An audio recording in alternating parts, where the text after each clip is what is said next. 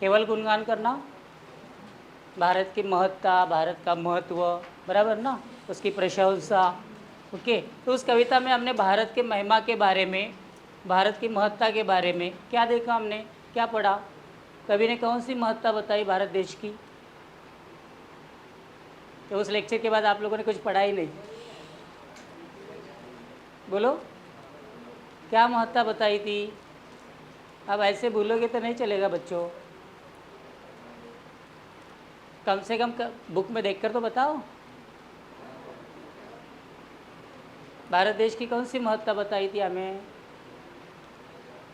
धरती माता को कौन सा उपहार मिला? फर्स्ट पैराग्राफ में बताया था, हीरो का हार। हीरो का हार किसे बताया गया था?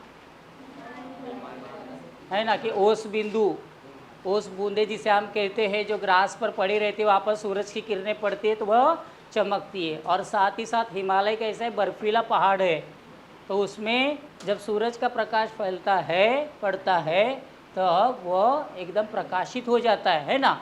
तो ऐसा लगता है धरती माँ ने अपने गले में हीरो का हार पहना हुआ है। दूसरी बात हमने देखी थी कि सबसे पहले ज्ञान की प्राप्ति हमारे देश में हुई।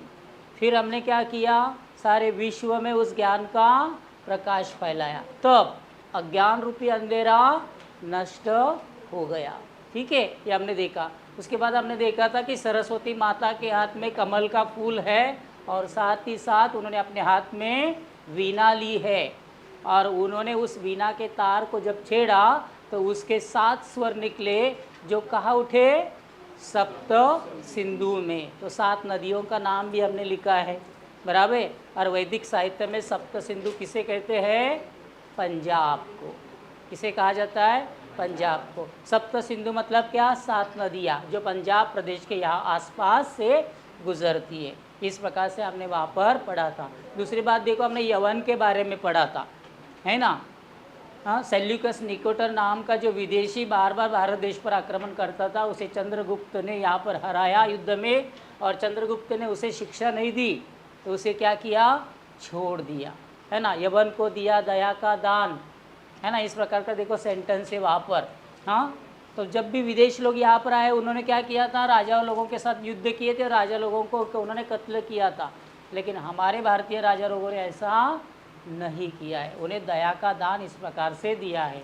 साथ ही कवि ने कहा था इस प्रकार, देखो सम्राट अशोक के बारे में मैंने आपको कहानी बताई थी, है ना। कि सम्राट होने के बाद भी उन्होंने क्या किया था कि कलिंग पर आक्रमण किया, और कलिंग पर आक्रमण करने के बाद वहाँ पर जब पद्मसिंह की बेटी पद्मिनी जब उनसे बात करती है, तो वह क्या करते हैं? शस्त्र को त्याग देते हैं और बौद्ध धर्म को स्वीकृत करते हैं। उनके पुत्र महेंद्र और पुत्री जो है जिसका नाम है संघमित्रा, और साथ ही साथ उनके बहुत सारे सैनिक, इन्होंने उन्होंने बुद्ध धर्म की दीक्षा यहाँ पर ली। साथ साथ चीन, श्रीलंका, यहाँ जाकर उन्होंने धर्म का प्रसार और प्रचार किया। कवि यहाँ पर कहते हैं कि हम कहीं दूसरे यहाँ से आए हुए नहीं है, हम भारत देश के संतान हैं, हम आर्य के पवित्र संतान हैं, हम कहीं दूसरे देश से यहाँ पर नहीं आए। हमारे हाथ में ताकत है, हम वीर है, हम साहसी है।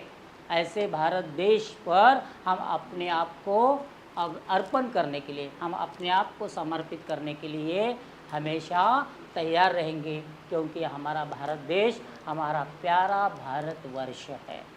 इस प्रकार से कवि जयशंकर प्रसाद